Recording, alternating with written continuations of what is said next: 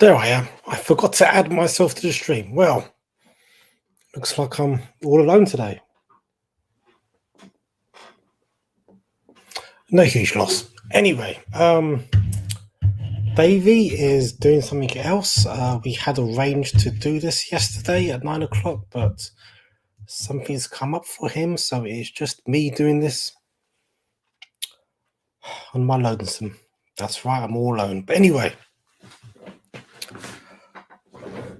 Miss Marvel, episode 3. Another charming episode of Miss Marvel, has to be said. The episode opened up with Najma, who is not related to Miss Marvel, which is amazing, which means we can stand down.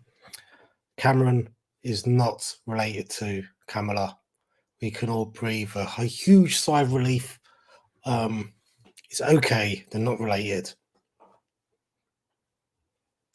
Breathe, everybody breathe. But yeah, the scene opens up and they're in a temple in India, 1942. A few interesting things in that scene. So firstly, a reference to the 10 rings, which I had totally missed, but my good friend Mr. Cater had pointed out to me. So it's not beyond the realms of possibility that whoever built the wrist bangles that Kamala Khan is wearing also is the same alien species that built the 10 rings from the Shang-Chi movie. So that's really interesting. I've been pondering who could have actually built and created that tech. Now, I guess instinctively, the first person you would jump towards would be Kree, as they do also find a Kree. Well, I'm assuming it's Kree, a blue arm.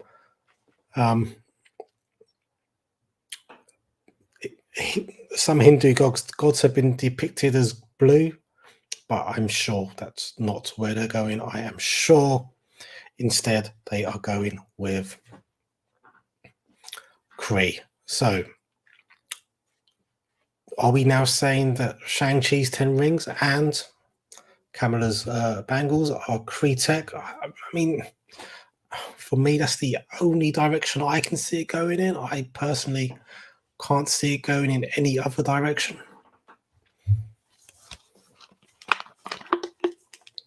I'm thinking, nope, I can't see it.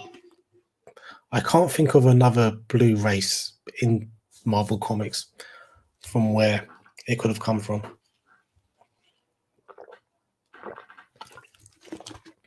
Yeah, moving on. This was a delightful episode. So we find out that Najma and her crew are essentially quite a deep cut. So they're essentially a group called Clandestine, which is a huge deep cut. My brother collected the Clandestine comics in the 90s, I believe. And to be honest, I read those comics and I found them pretty boring. I have to be perfectly honest. They were quite boring. Which might be the reason why they picked Clandestine as a group to use, because they could probably meld them and turn them into what they want to be turned into. Clandestine, they were essentially a guy named Adam Destine, and if I recall correctly, he got it on with the Jinn or Genie or however you want to call it, and basically their offspring created Clandestine. So that's how they started. So it does. So Najma and her crew are essentially Jinn, and that's what they are.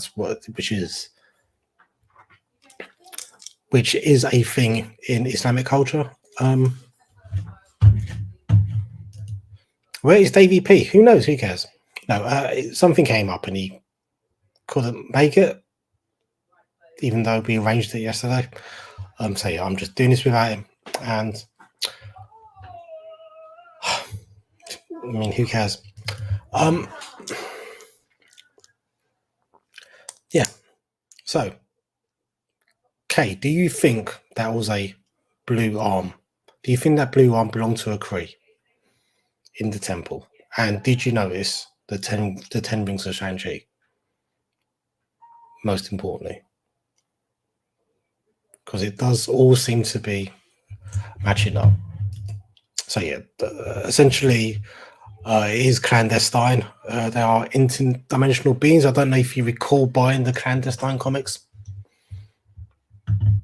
back in the day. They weren't very good, from what I recall. They even had a bit of a crossover with the X-Men at some point. But yeah, it is what it is. But yeah, I think we are now heading towards Kree-Tech. I think that's what we're heading towards. But because they are interdimensional beings, I still wonder if. I mean, I am really going to stick to my guns here. I still wonder if it's actually America Chavez, or maybe not America Chavez herself, but somebody with her powers doing those kind of star-shaped portals.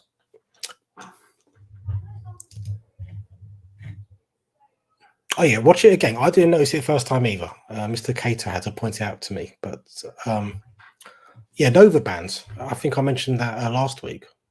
So I think it is looking. I think we are looking at Kree-Tech here. What has caused a bit of controversy, though, is the suggestion that actually Kamala's powers might be rooted in Jinn, which is quite controversial. I hope Marvel know what they're doing with this one. Let me just leave it there. But I mean, on a personal level, I think this origin story could be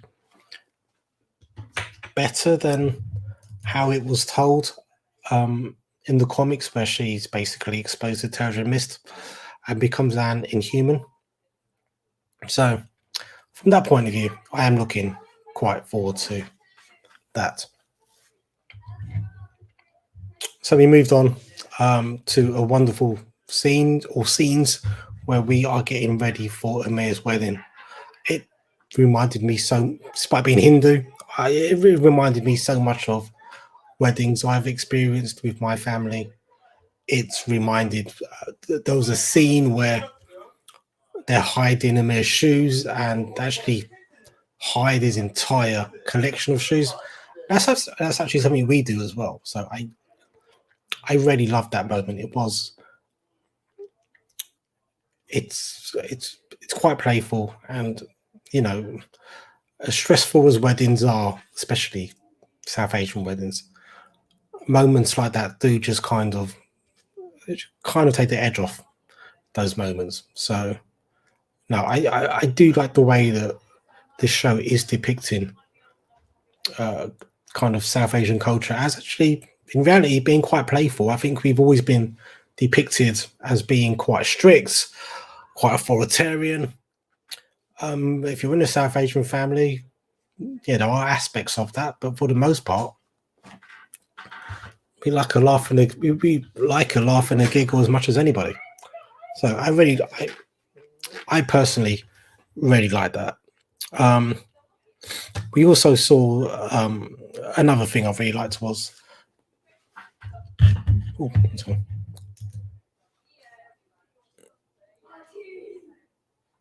I don't think the Jinn are Kree. I think Najma and her crew are Kree. And they were looking for Kree-Tech to help them get back to their own dimension or their pocket dimension. So possibly all of those kind of like light beings, which we've seen Kamala see in the past episodes, I think essentially those are probably going to be other beings from that dimension, which is called Nur, which I think means light. But yeah, I'm really interested as to where this could go. We have to get Brown Jovi for it. That's right. The next person in our family who gets married, we are going to have to get Brown Jovi to play a gig. That would be amazing. That would be absolutely amazing. Bavik's here. Party can begin. Bavik, I haven't got the cosplay sorted out for tomorrow. I apologize. But I do have an idea. Hopefully you'll dig it. So, going back to it. Bavik, in case you're wondering, Davey's not here. He's somewhere else. So in case you're wondering, yeah, there's the wedding scene as well also gave Amir a lot of character, I felt. I think I apologize. The wedding scene as well also gave Amir, I think, a lot of it kind of fleshed him out a bit as well, you know. He had those concerns, which I'm not married myself, but those concerns that a lot of men, I imagine, go through when they get married. You know, he said he only had $700 odd in his bank account, and that was troubling him. And, you know, I think at that moment, all of the pressure of getting married suddenly came upon him.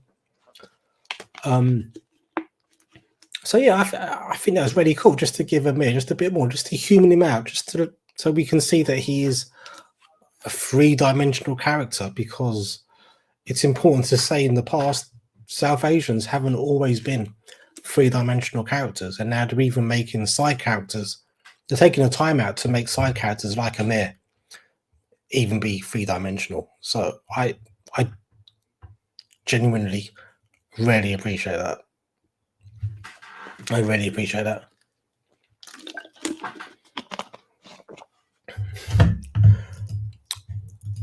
Is Davey P making up for lost childhood by climbing a watchtower? Let's hope not. I wouldn't put it past him.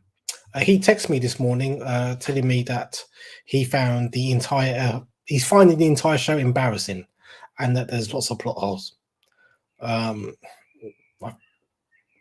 He's an idiot, so I'm not entirely sure what he's talking about.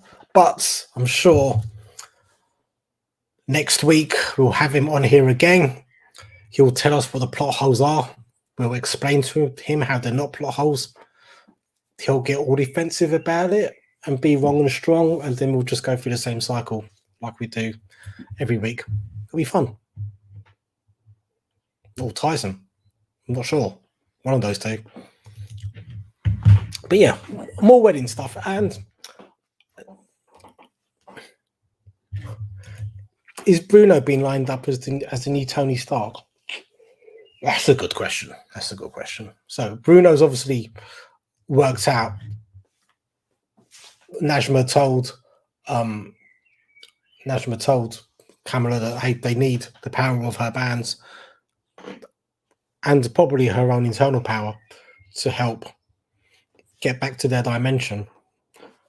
Somehow Bruno, or Brian, as I think his name actually is, as Cameron's pointed out to us, it's not Bruno, it's Brian, that actually you could cause a lot of damage if they do go back to their dimension. So yeah, is Bruno a new Tony Stark? It's interesting. We've got Riri Williams coming soon in Ironheart. She's meant to be the new Tony Stark. That's interesting. I mean, Bruno isn't a little bit in the comics. I don't know. I could see Bruno meeting a kind of I could see Bruno unfortunately meets one Dark End in this episode. I liked how Camila, I think her name's Kamala Bavik, got a taste of antagonists. She knows now that being a superhero isn't all fun and games. It was a punch to reality. Yeah, totally. This episode 3 was the episode where it essentially got real for Kamala. Yeah, and now she's going to have to face up to the consequences of her being a hero. Maybe we need to do a part 2 for episode 3 with Davey. Cake, do you want to? Honestly, you can log in my place and do that. It's fine. I'll buy you a microphone and webcam. Like, I deserve a week off, cake, please.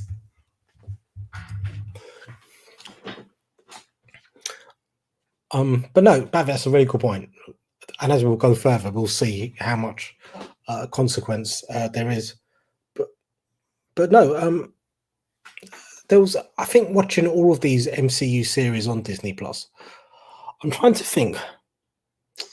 I don't think there's been a single scene that's really got me emotional. Don't do that to your brother. You're right. You're right. You're right, Mr. Cater. You're right. I can't be. I can't do that to my brother. You're right. My apologies. You could have been here, by the way. But, Mr. Cater's feeling a bit run down, unfortunately. So where was I? I've totally forgotten. Right. Yes. I don't think I've gotten emotional watching any of the series. I mean, I've gotten emotional happy, but not like sad, nearly shed a tear emotional. I think I nearly shed a tear during the conversation Kamala and her mum had in the bathroom, where Kamala's mum essentially talks about her journey and says that it was tough and it was lonely to be I'll get onto that. It was tough and lonely to begin with. And I mean, I'm sure Kay and Bavit can attest to that with our parents. And I'm sure Dowdy's parents might be able to attest to that as well. Especially with Dowdy's dad back in the day being one of the first generation of the Windrush that came to the UK, I think in the early 60s or late 50s, I'm right in saying. That feeling when you first get here and you've got absolutely nothing. And if you're not with your community, then it can feel very lonely. And you see Amir and Kamala living in quite a nice house, living quite a nice life. But the reality is they probably have no idea of how difficult a time for probably a good 10, 15 years their mum and dad had to just lay down a foundation. And yeah, I think myself and I think you in the comments can definitely relate to that with our own parents, like, and our aunts and uncles and whatnot. It's hard for us to comprehend what it must have been like to move from one continent to another and start up and not have a community, not have anybody follow your customs, not being able to find the food you want, not being able to find the beauty products or hair products you want. I'm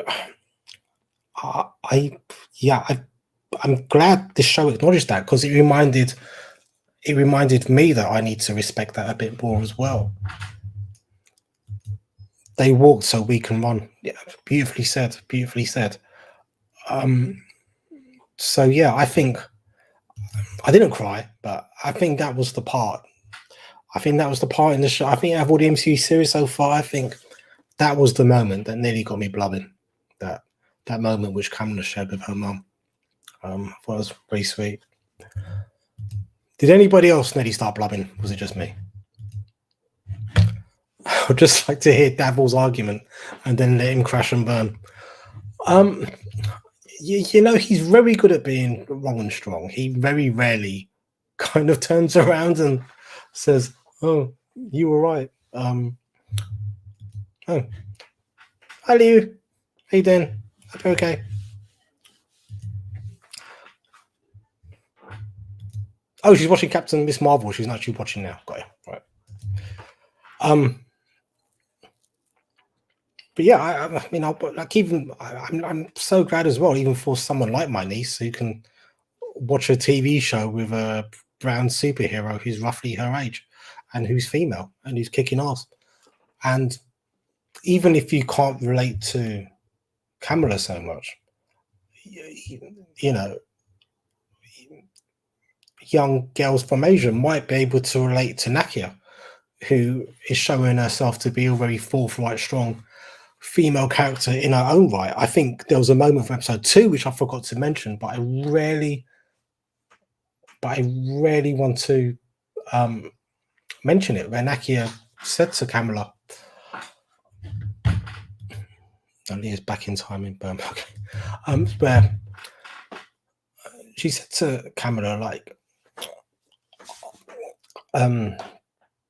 yeah, like sometimes I'm too dark for some people and I'm too light skinned for other people, and it's hard to fit in. And Nakia in the comics is Turkish. I know Yasmin Fletcher.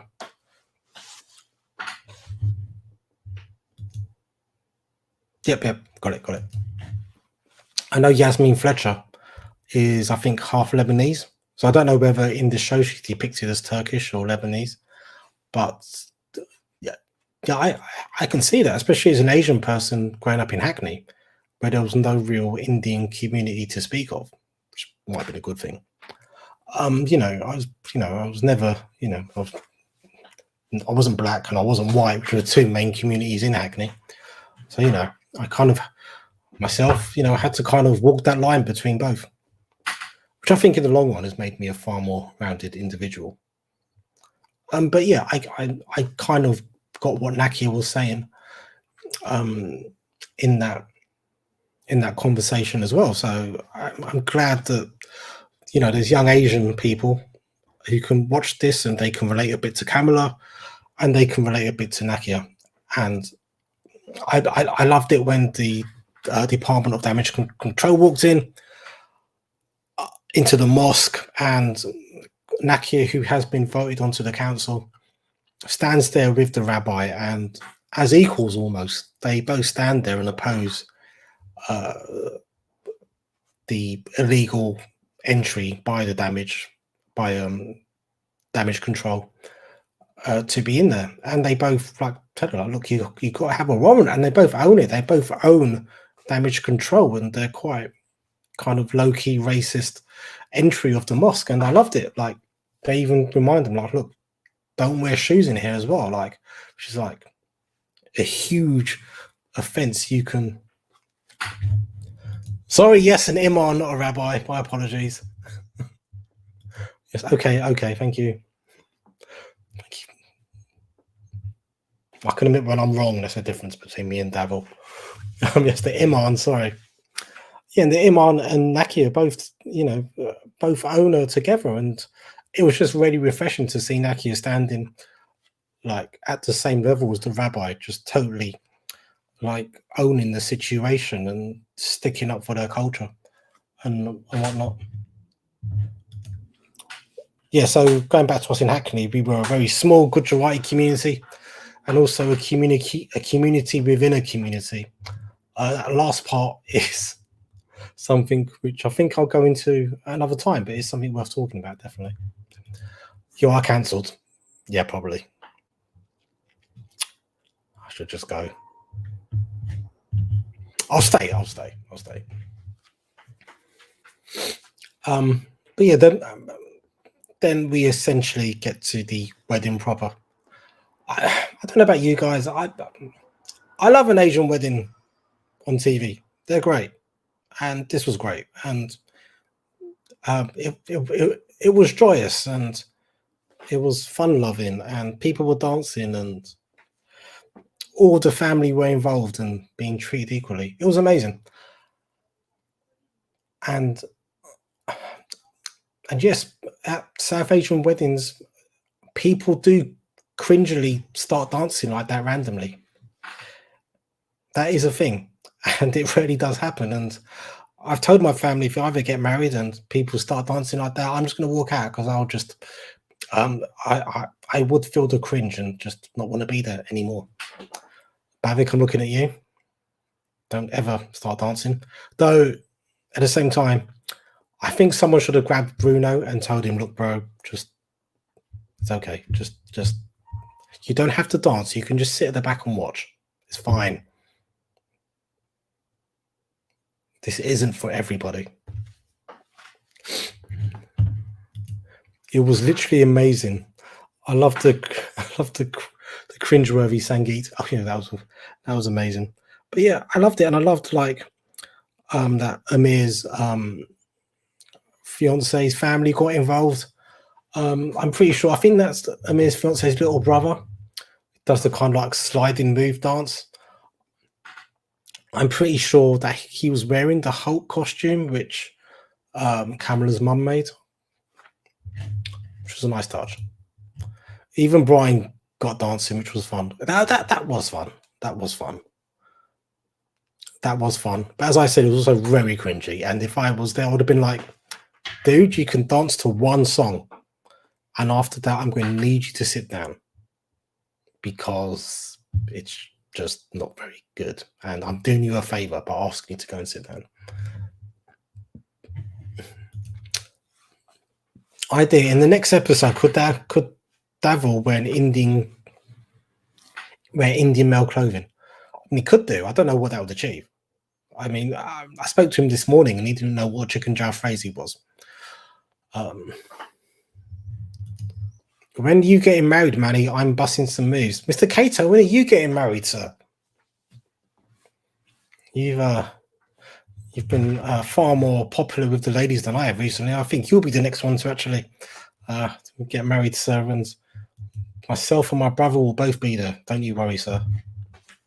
And maybe Bavik too, if he wants to come along, and if you invite him.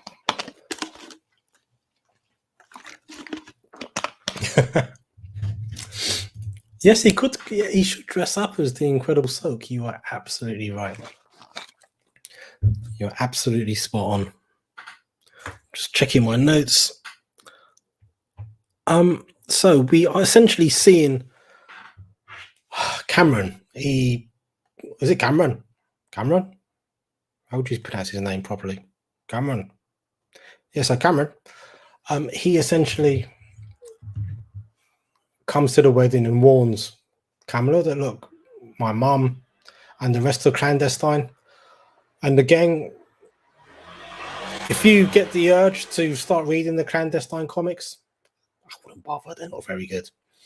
And they're kind of only loosely linked onto what we're seeing here. It's okay. It's fine. Cameron. That's it. Cameron. Thank you. My brother's a lot more Indian than I am. So he's also a lot more Kenyan than I am as well. It's fair to say. So yeah, he comes in, warns Kamala, look, they're coming. Kamala presses the fire alarm to end the wedding. And imagine that, the guilt of she's doing it for the right reasons to save everybody's life. But at the same time, she's also the person who will forever be known as the person who ruined her big brother's wedding. And you could see the snipes from the rest of the community, the aunties, making little snide comments about her. And begin to not like Cameron. Why not, Bav? What don't you like about him? He's trying to do the right thing. I'd be interested to know why you've taken a dislike to him. Is it because you now have really cool long hair and he's got short hair and it's a kind of anti-short hair kind of thing? Yep, you did predict. You're saying as soon as I saw Miss Kamala do the light armor, I immediately thought of you and thought, yep, 100% spot on. You predicted the light armor last week and the light armor came through. I was really pleased. But yeah, everybody's rushed outside and you just don't like Cameron. Okay. Maybe you should meet him. Maybe that would sort out your. I think I know why you don't like Cameron. We can talk about that outside of the stream. I've got a really good theory as to why you don't like him. I like the ancient Indian weapons. Yeah, I'll be interested to know in the comments. What did you think of that fight scene? I thought it was okay. I thought it could have been a lot better. The fight scene between Miss Marvel and Clandestine. She's done a lot of hiding, which is to be expected as she's new to the fighting thing and everything. But the Clandestine, I don't know. I kind of felt if Clandestine are to be taken seriously as the big villains for this series. They should have looked a bit more useful fighting, which maybe leads me to believe actually they're not the big villains. Damage Control are the big villains of this series. I knew there was something off with him since his introduction. 100%. I think we all kind of had that suspicion. In the stream last week, I said that when I first saw him, I automatically thought he might be either a Skrull or he might be a undercover agent from Damage Control. He wasn't either, it turns out. But we were all right not to trust him. The weapons were cool, like the whip sword. Don't go looking on the internet for one. Please just promise me you won't do that. It was not a Netflix fight, it was a Disney fight. Yeah, I think I'd have to agree with that. I think, yeah, it kind of felt like a second-rate version almost of the kitchen scene from Jurassic Park 1, where the raptors are chasing after the children. In that scene, it kind of felt a bit like that, but just kind of like a mellowed down version without the tension. The fight scenes in Falcon and Winter Soldier I thought were really good. Marvel do usually do really good action, and Disney normally do really good action. But I feel as though on some of these series, they might be holding back just a little bit. I would like to see them just up the ante a bit. I'll add it to my collection of lightsabers, side daggers, and you've got a Razor Yo-Yo. Why have you got a Razor Yo-Yo? Am I going to have to come around and confiscate that off you? Okay, Babbitt's got a Razor Yo-Yo. Yes, I think it could have been better, but I think that alludes to me that actually they're not I don't think they're the big bad, and they got taken out quite easily by the Department of Damage Control, which leads me to believe is actually the Department of Damage Control, which are actually the big baddies moving forward for the last couple of episodes. Also, where has Agent Cleary gone? I'm telling you, he's a Skrull or something. There's no Razor Yo-Yo. Good. Yes, he's a Quadrant boy. Yeah, so we got to keep an extra keen eye on him. Make sure he stays on the straight and narrow.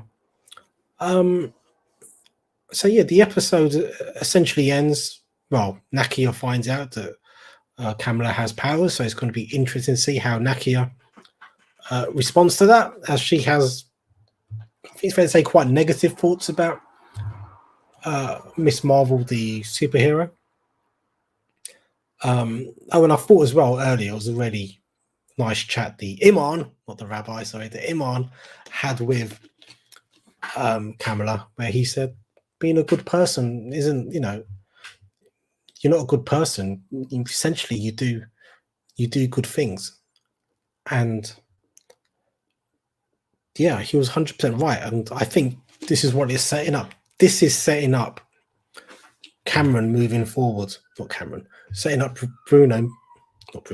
setting up Kamala to actually now, just saying you're a good person isn't enough sometimes. Setting her up now, you've got to start doing good deeds consistently.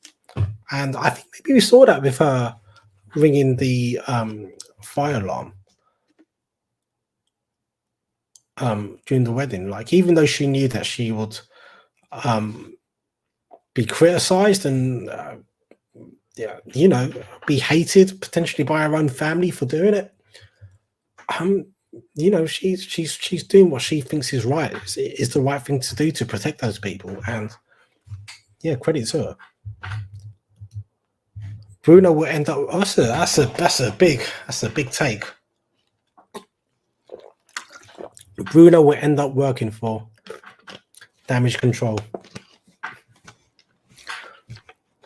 Maybe. I could see that being quite a cool plot point to separate their friendship. Because Damage Control, they're not like the Damage Control in the comics. Damage Control in the comics are more kind of like a cleanup thing, but also like a bit of an insurance company as well. The Damage Control in the comics is definitely a bit more government-led, but it seems to be a part of the government that doesn't like superheroes.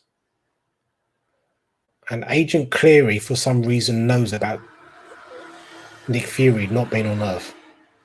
So there's a lot more going on with Damage Control. I wonder if Damage Control might be linked to Valentina, or it could be some kind of, they could play a hand in setting up the Thunderbolts, because we definitely know that Disney are going to put together a Thunderbolts series, which I'm looking really forward to, because the Thunderbolts was my favorite, one of my favorite comics from the early noughties. If you don't know what Thunderbolts were in the comics, it was essentially a group of bad guys getting together to create a team that does good, but they were doing it to kind of pull the wool over the eyes of the public, to give themselves a facade that they were actually the good guys. But then as they started doing it, some of them actually started liking being good guys, and they actually liked doing the right thing. So that's why I enjoyed Thunderbolts, because I think it told really complicated character stories. Do you think the multiverse, Kamala, would expose her own identity as Miss Marvel at, you mean her brother's wedding? Her own identity as, do you think Kamala would expose her own identity as Miss Marvel in his brother's wedding? Could do. I mean, it could happen in the multiverse somewhere that she exposes herself. It would be a bit like to save them all. I mean, she could do. I think if she had to expose herself, I think she would. In all fairness, I think her family and the community, as much as she is at loggerheads with them, she does care enough that if she had to sacrifice the fact that everybody would know who she is, yeah, I think she will do that in a heartbeat. I think she's that good of a person. So yeah, then the series kind of ends with with Kamala getting a phone call from her grandma, and yes, all of my parents and all of my aunties, they all do this. They all FaceTime with their phone here like this. Or sometimes they'll FaceTime you and talk to you like this. I have seen Indian aunties do it. It is true. It is something they do. And yeah, it seems as though that she's been getting the same visions that Kamala's been getting. And yeah, she's requested that Kamala and her mum go to Pakistan. I would be really happy if they actually done some. The grandma is the power broker. Do you know something? That's not the worst shout in the world. But yeah, I hope they did actually go to Pakistan to do some shooting there. That would be really impressive. I hope they just didn't go to a American town and try and make it look a bit like Pakistan. I mean, there are some very modern cities in Pakistan, so that wouldn't be difficult. But I think it would just be, I don't know if they had the budget for it, but I think it would have been a really nice touch if they did film episode 4 in Pakistan. I think that would be amazing. So, what am I expecting for episode 4? I think what this series has been really good at is kind of it's answered our questions. I didn't think we'll get that many answers about clandestine and so forth in this episode. So I think episode 4 is just going to answer more questions, essentially. You know something? I've got no recollection of Iron Fist. You could talk to me about Iron Fist for ages. I've forgotten most of it, which probably isn't a bad thing, I imagine. But yeah, that's what I can see happening. Anything in the comments? Any predictions for what might happen in episode 4 next week, which I'm looking really forward to. Whilst I'm doing that, myself and Bavik, we will be streaming for Obi-Wan Kenobi at 8 p.m. tomorrow. Bavik, put in the comments if you want to do a different time, but I think 8 p.m. should be okay. And I'm just going to say now, I loved the Obi-Wan episode as well. I think you've done so much context. Get into it more tomorrow, but you've done so much contextually for the Star Wars franchise. It was wonderful. It was wonderful, but I'm part of Thunderbolts. That wouldn't surprise me. That wouldn't surprise me one iota. I could imagine your supervillain name being the Croydon Boy. You'd probably be feared and hated by everyone. I doubt even the Avengers could take you out. I am now watching Rebels. What do you think of Rebels? I really like Rebels. Satine. Is it Satine or Sabine? It's probably my favorite character in Rebels. But yeah, you get to learn more about the oh god, Bavik, gonna have to help me. The Darksaber as well. Watching Rebels, which we see featuring the Mandalorian and Boba Fett. Yeah, Chopper's cool. I had a feeling you'd probably like Chopper. Cool. Right, I am going to wrap the stream up. It is now 9:42, and you know I have bedtimes and stuff. But yeah, thanks for tuning in. Thanks for tuning in. I shall bid thee farewell. Make mine marvel.